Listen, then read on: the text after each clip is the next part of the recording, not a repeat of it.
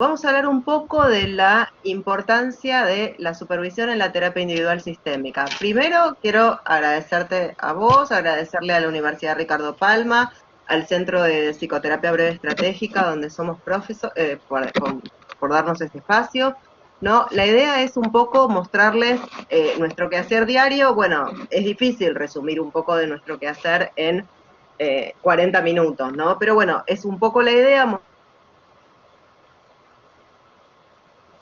hablar sobre qué es la supervisión, ¿sí? Tratar de hablar sobre esto. Agradezco también que veo que tengo, hay algunos presentes de Ecuador,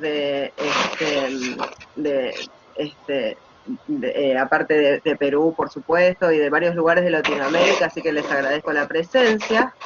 Bueno, vamos a hablar un poquito de mostrarles nuestro quehacer diario. Nosotros entendemos a la supervisión también como algo que tiene que ver con el trabajo en equipo, ¿sí? Es una extensión del trabajo en equipo para nosotros. Entonces, los que estuvieron presentes en nuestra primera charla seguramente van a encontrar algunas similitudes. Algo que nosotros queremos dejar bien claro es que a veces no es tan común en Latinoamérica que nosotros partimos de lo que tiene que ver con el aprendizaje colaborativo, ¿no? Partimos de esta base. Quizá a veces nuestra educación estuvo como basada en procesos un poco más punitivos y que no daban espacio al error como herramienta de aprendizaje. Así que nosotros venimos a traer algo diferente a esto. Muchas veces sabemos que esto hoy se traduce como en procesos bastante punitivos que han dejado su huella en las personas, que no le permiten trabajar en equipo, ¿no? Ven el error como un motivo de castigo y no como algo a superar, y no lo ven como algo de lo que pueden aprender. Esta educación que nos hizo tanto daño implicó muchas veces que el miedo a la equivocación y el miedo al castigo consecuente, ¿no?, nos paralizara y dejáramos de hacer. Pero como profesionales de la salud mental, nosotros no nos podemos dar el lujo de dejar de hacer, ¿no? Entonces, las personas vienen a nosotros buscando un alivio a todo lo que tiene que ver con su sufrimiento, y nuestra tarea es tratar de acompañarlas a que lo logren, ¿sí? Esto es muy importante. Bueno, yo no estoy viendo las filminas por la cuestión de cómo está la conexión, así que supongo que Ceci habrá pasado a la 2, ¿no? Bien, perfecto, porque escucho pero no veo, así que bueno, estamos en esa situación. Bueno, a ver, nosotros desde nuestro lugar no siempre nos vamos atrever a decir, y en realidad casi nunca, las cosas vienen planteadas fácilmente, ¿no? Si alguien llega a la instancia de contactarnos y nosotros aceptamos esa tarea, somos responsables de poner todo de nosotros para ayudarlos. Esto es fundamental, ¿no? La supervisión existe para esto, justamente, ¿no? El rol de la supervisión siempre, siempre, siempre suma al trabajo. ¿Mm? Cuando la tarea adquiere más complejidad en relación a los terapeutas o a los consultantes, pueden ser de las dos cosas, puede ser desde las acciones, puede ser desde las cogniciones o puede ser desde las emociones, ¿sí? En este todo intrínseco que es la terapia, va a ser el momento de supervisar. ¿Mm? Pero para todo esto nosotros tenemos que pensar qué es la supervisión, ¿sí? ¿Y qué es? Bueno, primero, ante todo, es un tipo de relación profesional que se va a establecer entre al menos dos profesionales, ¿sí? Uno va a traer su trabajo realizado, ¿sí?, como para compartirlo con el otro en búsqueda de una visión más constructiva, ¿sí? La supervisión, como decía antes, tiene que basarse en una relación de colaboración, no de poder, ¿no? Es un área súper importante en lo que tiene que ver con la formación de los psicoterapeutas. No solo nos va a dar cierta retroalimentación con todo concepto bien sistémico, si los hay, al trabajo técnico, ¿no?, sino que también va a promover una práctica ética, una práctica del cuidado y bienestar del paciente, pero también una práctica del cuidado, ¿sí?, y del bienestar del terapeuta. Nosotros no nos podemos olvidar de eso, ¿no?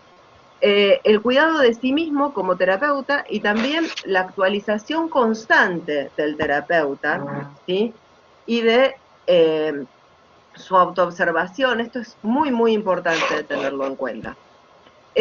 Si bien es muy recomendable, creo que la Filmina decía algo así como para quienes es recomendable supervisar o algo así, o sea, es muy recomendable cuando uno recién empieza, eso está como muy claro, pero esto no quiere decir que no puedan beneficiarse de ellas los expertos, ¿sí? Por supuesto que cuando más experiencia tenemos, esto nos ayuda a ser mejores profesionales, pero, ojo, que esto no nos exime de tener que supervisar en algunos casos. Entonces, nosotros podemos entender que la supervisión psicoterapéutica tiene que ver con la presencia de un profesional experto, ¿sí?, que va a contar con la capacidad de valorar el curso que la terapia está teniendo y el proceder del supervisado en todo lo que tiene que ver con la actividad profesional. O sea, la idea es que el supervisor realice un acompañamiento a las intervenciones o a las no intervenciones que realiza el terapeuta, ¿no? Y entonces ahí también se van a incluir algunas exploraciones del mundo interior de la persona que está supervisando. Siempre entendemos que nuestro conocimiento... Bueno, lo que decía Estela es esto de que el supervisor, la idea es que realice un acompañamiento en las intervenciones o las que no realiza el terapeuta, ¿no?, para ir acompañándolo en el camino que emprende junto al sujeto que consulta, ¿no? Es una construcción entre el supervisado y el supervisor para poder dar una respuesta efectiva al tratamiento que está llevando adelante, ¿sí? Por eso hablamos de una relación de colaboración y no de poder, porque no es alguien que nos va a venir a decir esto está bien, esto está mal, tenés que hacer esto o tenés que hacer lo otro, sino que nos va a ayudar a buscar cuál es la mejor opción, la mejor estrategia para el caso que nosotros estamos supervisando, ¿sí? Por eso es un proceso activo en donde todos ganamos. Gana el supervisado, el supervisor y, por supuesto, el paciente por el cual estamos consultando a otro experto. Ahí creo que volvió Estela.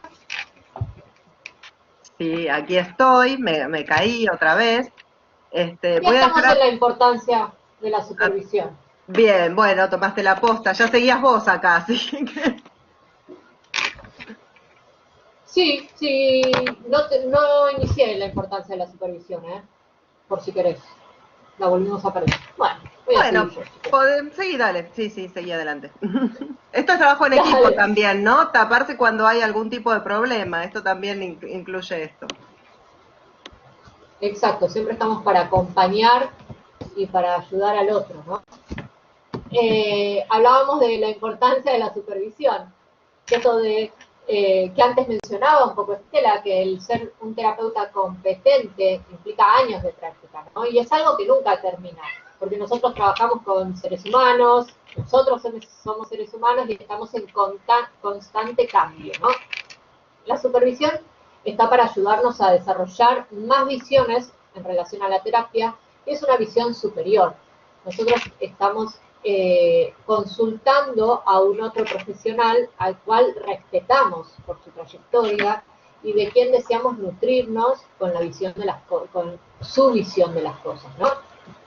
Entonces es importante que sepamos quién es ese otro profesional con quien vamos a supervisar, que lo respetemos y, por supuesto, que sepamos que podemos construir en conjunto, ¿sí? Por lo que decíamos antes, que la supervisión no tiene como fin que el supervisor nos descalifique o nos menosprecie, sino todo lo contrario, ¿sí? Que nos haga sentir cómodos, que nos acompañe en el camino y que pueda construir con nosotros. Y hay diferentes tipos de supervisión, ¿sí? Tenemos la supervisión directa, que es, acá tenemos, le trajimos una foto de nuestra cámara digo yo, es la cámara que es el de la escuela sistémica, cuando estábamos presencial, y está todo el equipo detrás del espejo, ¿sí? Colaborando con un terapeuta que está en setting. Esta es la supervisión directa del equipo, ¿no? En general se arman los grupos, ¿sí? Y se ven con cierta frecuencia y tienen personas con diferentes niveles de formación, ¿sí? Y también puede ser un equipo interdisciplinario, es decir, de diferentes profesiones. Hay uno o dos que toma como el mando de todo el equipo que está detrás de cámara para también hacer la comunicación mucho más fluida con el terapeuta que está a cargo del set. Pero se escuchan todas las voces del grupo, ¿sí? Después tenemos la supervisión indirecta, ¿sí? Es esto que veníamos, que por ahí es la más conocida, en el sentido que es cuando uno va con su caso, ¿sí? A otro supervisor, ¿no? Es en diferido, no es en vivo como la cámara Gesell, sino que vamos unos días después, unas semanas, después de varias sesiones, ¿sí? Después tenemos la individual, que es un poco esto de la indirecta también. Estamos nosotros con otro terapeuta experto, ¿sí? Y la grupal. La grupal lo que hace es también juntarse, ¿no? Un grupo de personas, lo que demanda es tiempo y compromiso. ¿Por qué? Porque tenemos que estar comprometidos a acompañar siempre a los otros terapeutas. Y el grupo de cogestión, que no son exactamente grupos de supervisión, pero sí grupos de colegas, ¿sí? De formación similar, que pueden comentar entre ellos los casos. No suplanta o no debería suplantar la supervisión, pero muchas veces hace de grupo de apoyo para los terapeutas, ¿no? En algunas cuestiones que se tienen dudas puntuales o inmediatas. Ahora le voy a pasar a explicar, voy a pasar a desarrollar lo que son las más conocidas, que es la supervisión directa e indirecta. Un poco les comenté, ahí les mostraba la cámara Gesell con la que trabajamos en equipo, y el objetivo es brindar apoyo al terapeuta que está en el setting o a la dupla terapéutica, ¿no? Que está en el setting, para ampliar, reelaborar hipótesis y diseñar estrategias de intervención durante el proceso terapéutico, o sea, en vivo. A veces la cámara Gesell, que también por ahí una pregunta que surgió en la charla anterior, tenemos el imaginario social de la cámara Gesell para casos judicializados, en las películas, ¿no? Bueno, también, si bien se puede utilizar y se utiliza para los casos judicializados, nosotros lo utilizamos como una rutina, ¿no? También para crecer y para poder trabajar como equipo. Los momentos de la supervisión directa es la precesión, la sesión propiamente dicha y la posesión, ¿sí? No voy a ahondar mucho en esto para no robar tiempo, pero la precesión son 15 minutos antes que se junta el equipo con el terapeuta. La sesión es la sesión propiamente dicha, en donde puede el equipo interrumpir e intervenir en la sesión, o puede salir también el terapeuta que esté a cargo y conversar con el equipo para desarrollar en vivo diferentes estrategias o reelaborar hipótesis. Y la posesión, donde se trabaja cómo fue esta sesión, cuáles fueron los puntos fuertes, qué podríamos mejorar, ¿no? Y qué podríamos mejorar, ¿no? ¿Qué hicimos mal, ¿no? Sino, ¿qué se puede mejorar? La idea es construir un espacio donde se pueda mejorar como equipo, porque las intervenciones, tal vez los comentarios o las hipótesis que estamos construyendo con este terapeuta a cargo para este consultante en particular, también nos sirven después para nosotros en nuestra consulta con algún caso similar o alguna situación similar.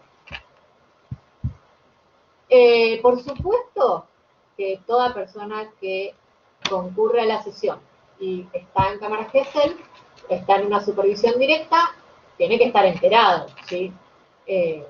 Bajo ningún punto de vista puede no estar al tanto de que hay un equipo trabajando, ¿sí?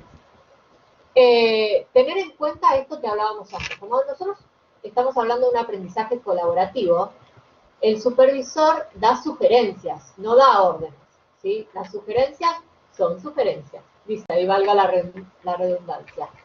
Y cada terapeuta tiene que sentir el setting, ¿no? Cada terapeuta es el que está ahí frente a ese paciente y hay una cuestión de sentires que solo el terapeuta que está con el paciente lo va a vivenciar, ¿no? Quienes están detrás del equipo pueden sugerir y hasta pueden sentir algo totalmente diferente a lo que está sintiendo el terapeuta. Por eso también hacemos hincapié en cuidar al terapeuta y tenerlo como premisa fundamental, que es él quien va a llevar adelante la sesión, ¿sí? Y es él quien va a tener la palabra, él o ella, el terapeuta, va a tener la decisión de llevar adelante las sugerencias o no, ¿sí? Hasta acá sería lo que es supervisión directa en vivo. Puede ser con equipo o a veces también puede ser que en una sesión en particular se llame a un supervisor, ¿sí? Para que esté detrás de la cámara. Es otra de las opciones. Después tenemos la supervisión indirecta. ¿Qué es esto que hablábamos de que voy con... no sé si me escuchan, ¿no? Algo me pareció como que tenía... Sí, se te escucha. Okay. Todo correcto. Sí. Decía que la supervisión indirecta es la más común, es la más conocida, ¿sí? Donde nosotros vamos con nuestro caso a otro terapeuta experto, ¿no? Y le contamos el cuento que nos contó el paciente, ¿sí?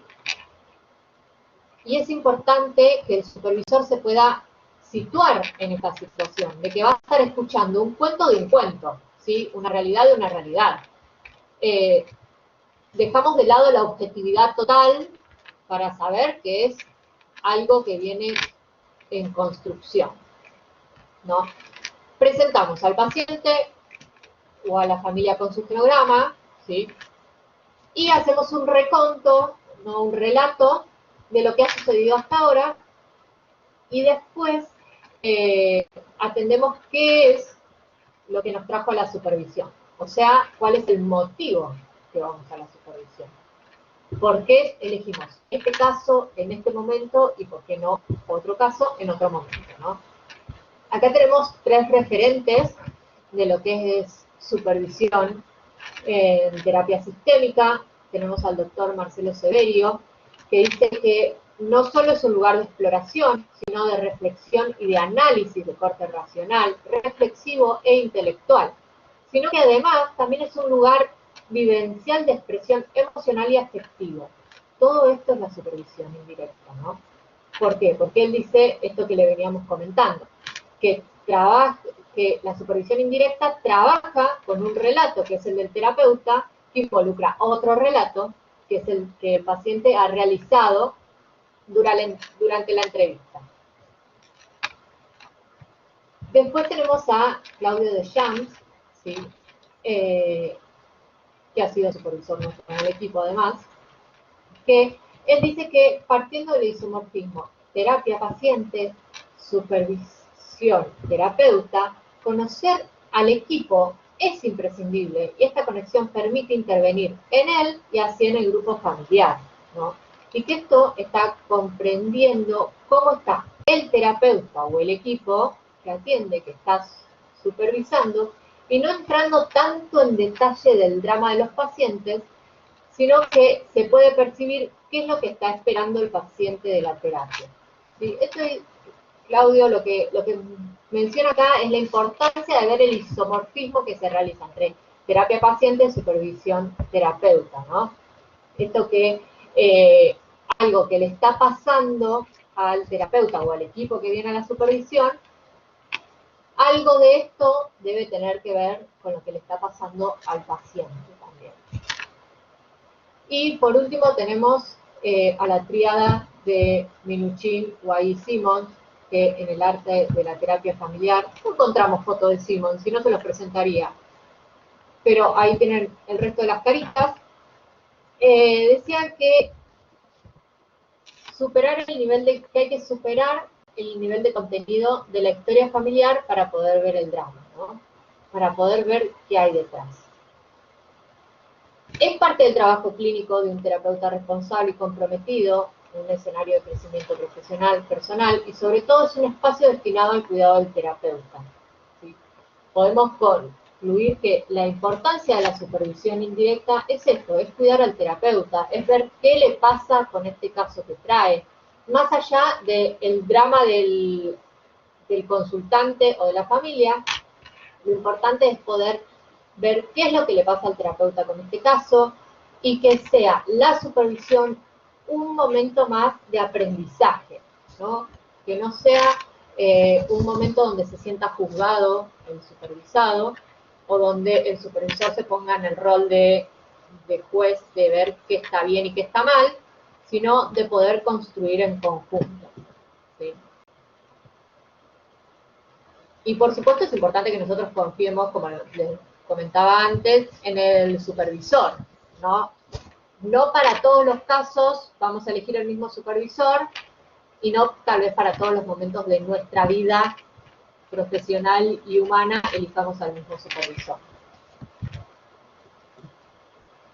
Y para hacer como un resumencito, ¿no? Hablamos de cuándo supervisar.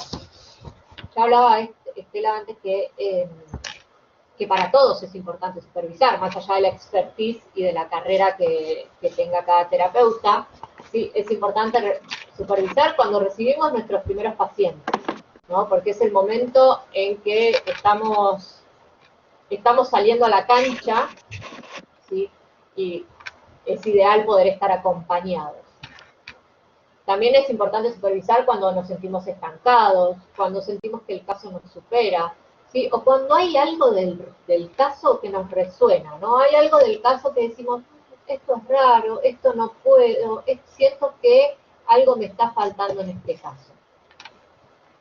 ¿Y para qué? ¿Para qué supervisar? Nosotros siempre hablamos del para qué, ¿no? Para sentirnos acompañados, para tener una visión diferente a la nuestra, ¿no? Para tener otra opinión, otros ojos, para sentirnos mucho más seguros nosotros también a la hora de atender. Esto es importante. Cuando nosotros los terapeutas nos sentimos cómodos en la consulta, cómodos frente al paciente o a la familia, todo fluye de una manera más saludable, ¿no? Nosotros estamos como más atentos, podemos dejar paso a la creatividad de una manera mucho más fluida, ¿sí? Y cómo supervisar, estos son tips como muy rapiditos que hay que ahondar cada uno, por supuesto, ¿no? Como decía Estela, tratamos de en 40 minutos contarles el macro de lo que es la supervisión. ¿Cómo supervisar? Con un genograma, ¿sí? De 3 generaciones, por lo menos.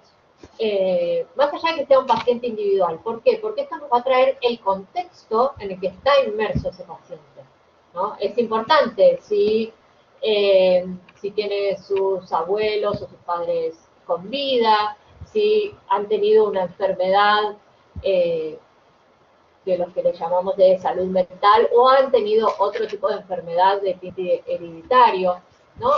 Son cosas muy importantes.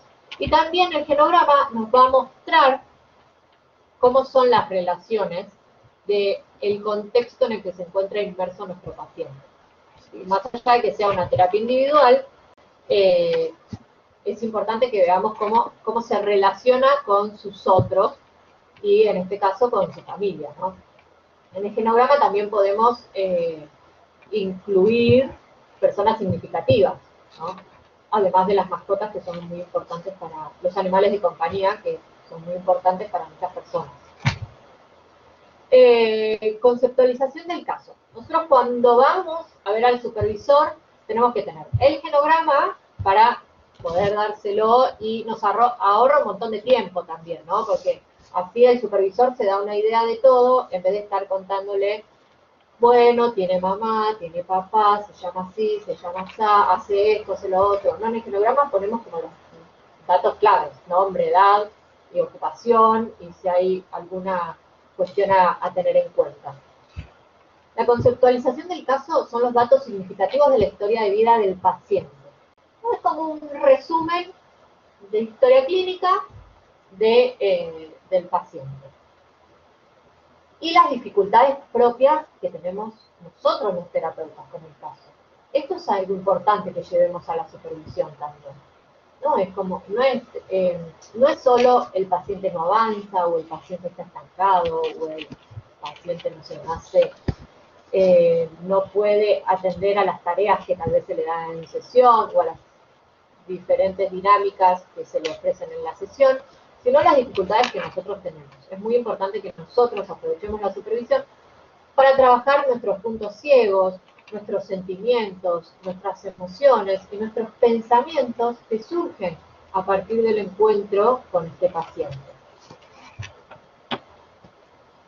Bien, bárbaro. Bueno, ¿se me escucha? Fuerte y claro. Bien, perfecto. Perdón, discúlpenme, voy a dejar apagada la cámara por las dudas, que a lo mejor eso ayude a tener un poquito mejor de señal. Mil disculpas. Ahí tenemos, vamos a hablar un poquito de lo que son las resonancias, ¿no? Como ahí dice, los terapeutas no nos podemos separar de las situaciones que describimos, así que sin duda vamos a tener que afrontar todo lo que tiene que ver con las cuestiones de la autorreferencia, ¿no? La idea es tomar el término resonancia, pero en dos sentidos, ¿no? Pensemos el sentido de resonancia desde el lado del oído, ¿no? Es el sonido producido por la repercusión de otro. Y desde esta definición podemos entender que el sufrimiento de otro tenga un eco en mí, ¿no? ¿Y cómo va a tener un eco en mí? Con mi autorreferencia, o sea que el eco en mí va a tener que ver con la construcción que yo haga de eso, ¿sí? Bueno, para explicarles un poquito más del término de resonancia, yo les tengo que contar que la resonancia no es un hecho objetivo, ¿no? No es una verdad escondida que tenemos que buscar con una lupa y hacer aparecer a través de un punto en común en diferentes sistemas, ¿no? Tiene que ver con la construcción que vamos armando con ese paciente o con esa familia, si es una familia, entre lo que se va diciendo y el contexto en el cual está, ¿no? El concepto de resonancia tiene que ver también con un término que se llama ensamblaje, ¿no? Que es el conjunto que está armado por distintos elementos relacionados en una situación particular, ¿sí? Un ensamblaje dentro de un sistema, ¿no? Estos elementos pueden ser genéticos como biológicos, como ligados a reglas sociales, aspectos culturales. La resonancia es un caso particular de ensamblaje que va a tener que ver con la intersección, así como cuando estudiábamos matemáticas, ¿se acuerdan de la intersección? De diferentes sistemas alrededor de un mismo elemento, ¿no? O sea, son elementos que van a ligar los universos que van a ser más distintos, ¿no? Mientras que las singularidades de las personas van a permanecer únicas, ¿sí? Hay muchos aspectos, ¿no?, que van a condicionar la creación del sistema terapéutico, ¿no?, y que es muy necesario que los terapeutas tengamos en mente. La mochila del terapeuta, que es todo lo que el terapeuta trae en sí mismo, de su vida, de su familia, de sus cuestiones, de sus familias de origen, de su familia creada, ¿sí?, de todas estas cosas. Es muy importante que el terapeuta tenga en mente que viene con esta mochila a veces es un poco más pesada, a veces es un poco menos. Hay que ver en qué contexto está, ¿sí? En qué contexto de trabajo y en qué contexto de su vida, porque también podemos pensar en el momento vital del terapeuta, ¿sí?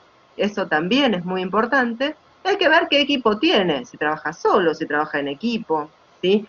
Si se siente cómodo con el equipo, qué pasa con todo esto. Entonces, el CAIM decía que cuando trabajamos con grupos de supervisión, los sistemas con los que se insiste muchas veces son el sistema familiar del paciente o la familia de origen del terapeuta, todo lo que tiene que ver con la institución y el grupo de supervisión. La idea siempre va a ser apoyarse sobre los puntos de intersección, porque esos son los puntos más fuertes, ¿no? Y entonces así vamos a poder modificar muchos de los sistemas de resonancia. O sea, la idea es como en las artes marciales, utilizamos todo el peso del sistema para trabajar en pos de conseguir el bienestar del paciente, ¿sí? Esto es muy importante. La idea es trabajar tratando de conseguir siempre el bienestar del paciente, y algo fundamental y con lo que siempre nosotros trabajamos es con lo que tiene que ver con el terapeuta, ¿sí? Con lo que tiene que ver con el bienestar del terapeuta, que esto es algo que no podemos dejar de lado nunca. Bueno, supongo que Ceci habrá puesto la filmina de los aspectos éticos, ¿no? Ceci. Sí, señora. Bien, perfecto. Esto de trabajar a ciegas es complejo, pero no importa. Ya vamos a arreglar internet y ya vamos a trabajar Ya mejor. vamos a ir y lo vamos a hablar personalmente. Totalmente, también, esa me gusta más. Bueno, los aspectos éticos que uno tiene que trabajar son algo que tiene muy importante, que es el control de la información. Primero que nada, es muy importante que nos demos cuenta de los límites que nos ponen las personas, ¿no? Sobre todo lo que callan, ¿sí? Respetar los límites internos de las personas es muy, muy importante. No hay que olvidarse que un límite en la información entre los terapeutas y los pacientes, ¿sí?, ayudan a la individuación. Hay otros casos que se dan en las familias. A ver, ¿qué es lo que tiene que decir el terapeuta? ¿Qué es lo que se debe callar? Todas estas son cuestiones a llevar a la supervisión, ¿sí? En relación al ocultamiento de la información, a ver, ¿siempre revelamos lo que sabemos de ellos a nuestros pacientes, o buscamos dosificar la información, o buscamos la oportunidad? ¿Sí? Todo esto es importante saberlo y tenerlo en cuenta de antemano. En ninguna terapia le vamos a revelar a los pacientes la totalidad del mecanismo terapéutico, ¿no? Si el terapeuta revelara rápidamente todo lo que ve, o sea, no tendríamos ni que preocuparnos por el sentido de la oportunidad, ni por cuándo hacer o dejar de hacer alguna interpretación, ni preocuparse por el grado de profundidad que alguna intervención debería tener, porque sería algo como mucho más sencillo. No revelamos esto. Entonces, en la supervisión pasa algo muy parecido. Nosotros tenemos que confiar en que el supervisor vaya a guardar su secreto profesional, pero sí es importante, ¿sí? Esto es muy importante.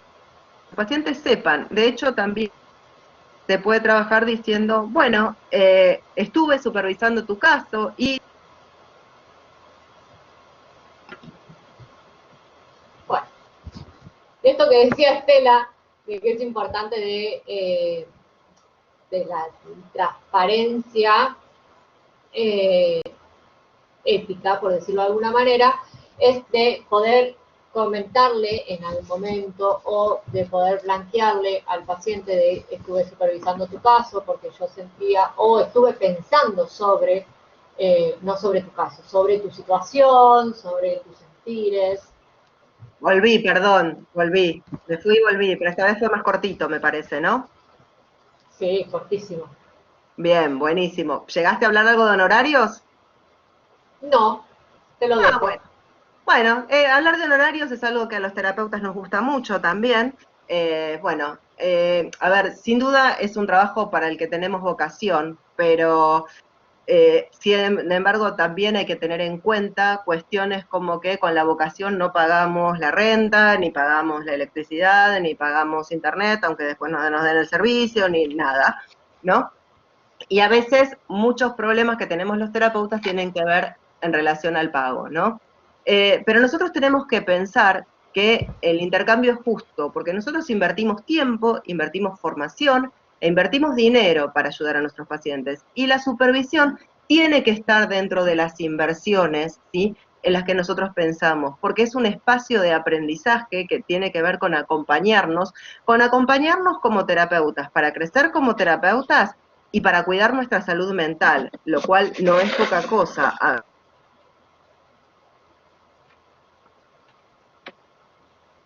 Sí. Bueno, me apuré un poquito a decir esto, no sé si me escuchó, por las dudas que la conexión no me dejara. Sí, se te escuchó hasta que es importante que cuidemos que hablar de honorarios también es una inversión, la supervisión, o sea, al hablar de honorarios, y que es importante para cuidar nuestra salud mental, ¿no? Fundamental, fundamental. Siempre decimos que somos nuestra propia herramienta de trabajo, ¿no? Entonces, Claro. nos tenemos que cuidar a nosotros mismos. Bueno, y tomamos de Adolfo Lopetegui, del texto Acatamiento, Creatividad y Libertad, algunas cuestiones para hablar sobre supervisión, ¿no? Que las podemos tomar para la supervisión. Por supuesto que todos cumplimos una función en el sistema terapéutico, que es a la vez respuesta y estímulo a los movimientos de los demás.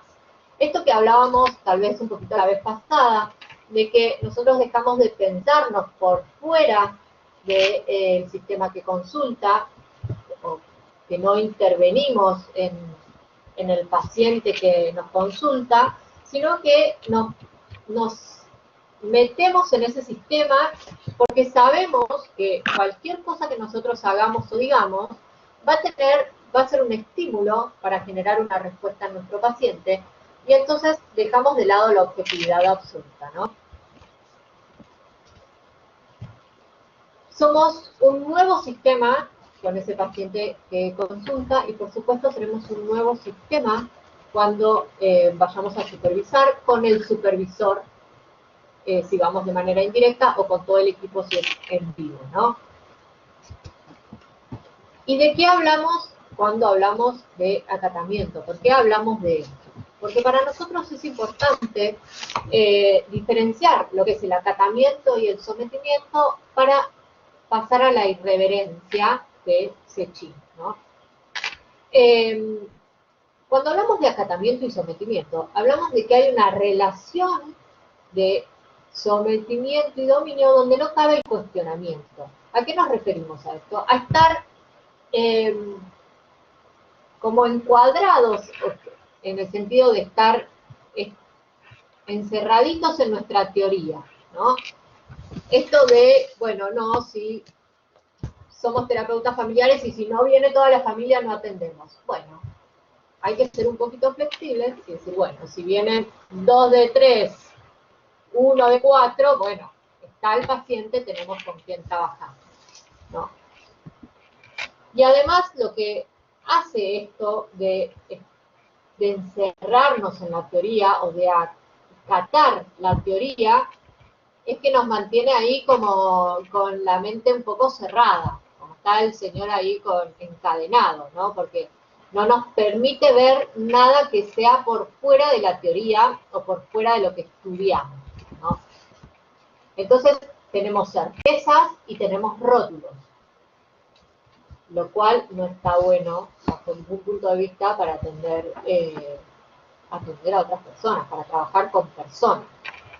Entonces nosotros planteamos la importancia de la irreverencia, que es una actitud terapéutica que pone permanentemente en cuestión nuestras propias verdades como terapeutas y que nunca acata un modelo o teoría en particular. Esto no significa que no tengamos una teoría de base, ¿no? Todos tenemos una teoría de base, más, menos, ¿sí? O un modelo que nos guía y nos ayuda a pensar hipótesis. Pero que nos acompañe, pero que no nos limite. Exacto.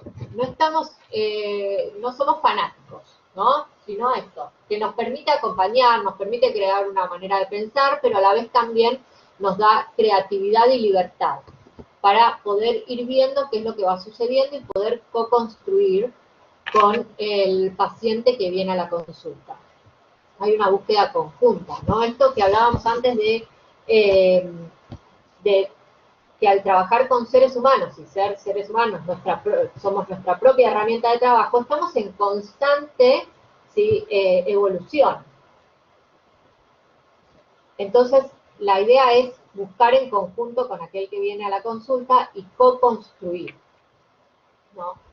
Y nos vamos a ser responsables de nuestras propias construcciones, ¿sí?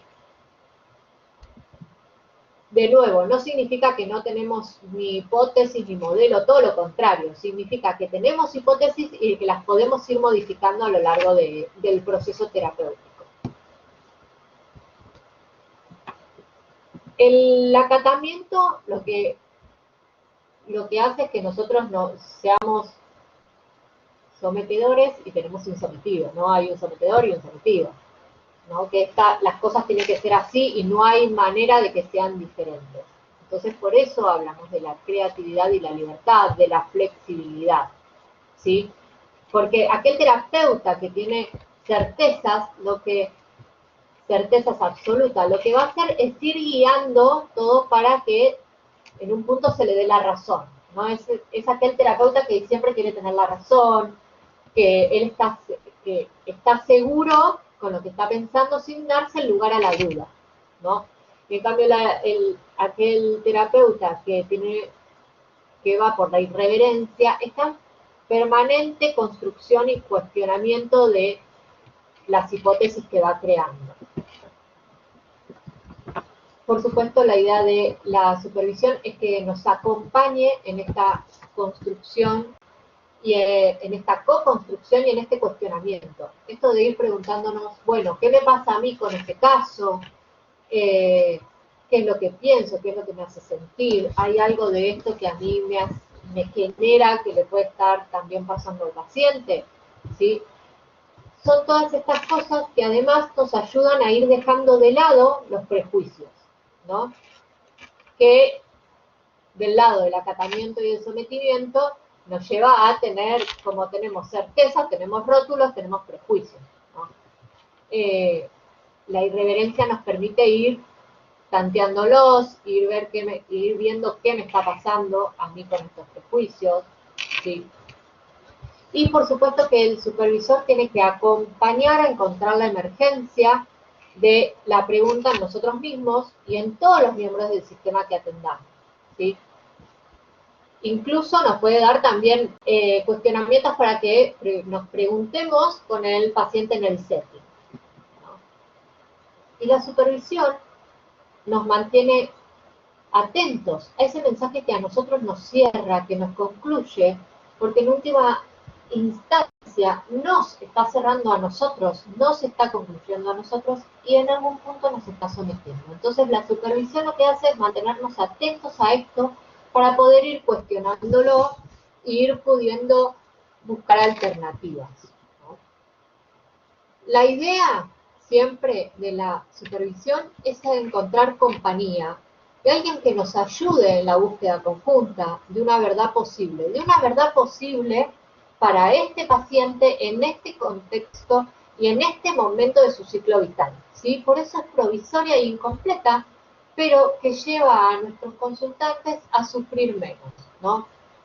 Todo nuestro objetivo es que aquella persona que consulta pueda disminuir su malestar, ¿no? Entonces, nuestro objetivo de ir a supervisar y nuestro objetivo como supervisores es ayudar a los terapeutas a que puedan ayudar a sus consultantes, ¿sí? Nadie es dueño del poder ni del saber, nosotros lo tenemos como marcado muy fuertemente, ¿sí? Por todo esto que venimos diciendo, el supervisor está para acompañar y para ayudar y para crecer en conjunto. El supervisor siempre aprende del supervisado también. Esto que dice acá que implica un crecimiento respetuoso y acompañado de todos los implicados en la misma, ¿sí? De todos los implicados en el proceso de la supervisión.